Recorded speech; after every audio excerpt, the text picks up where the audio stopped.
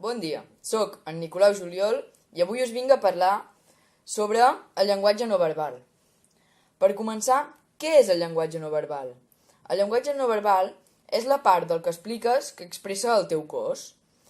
De vegades pot haver-hi certa contradicció entre el que tu dius i el que el cos expressa. Per començar, és molt important el contacte visual. Doncs jo no puc fer això.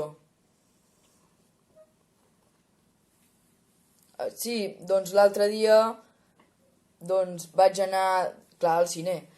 I al cine, mira, em vaig trobar la Teresa. Imagina't. Feia molt de temps que no la veia.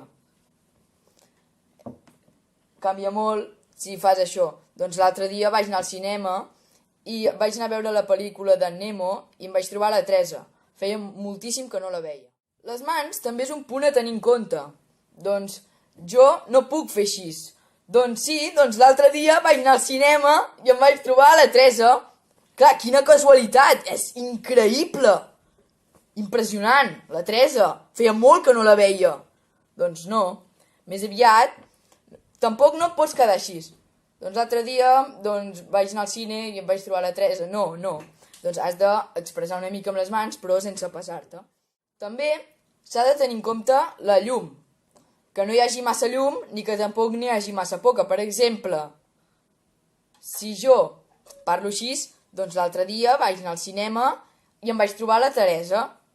Doncs feia molt que no la veia, doncs semblarà que estigui explicant aquí una història de por o la pel·lícula que vaig veure l'altre dia de l'Exorcista. No es pot fer això.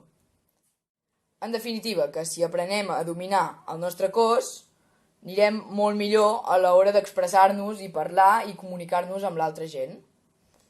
Doncs això és tot. Fins aviat!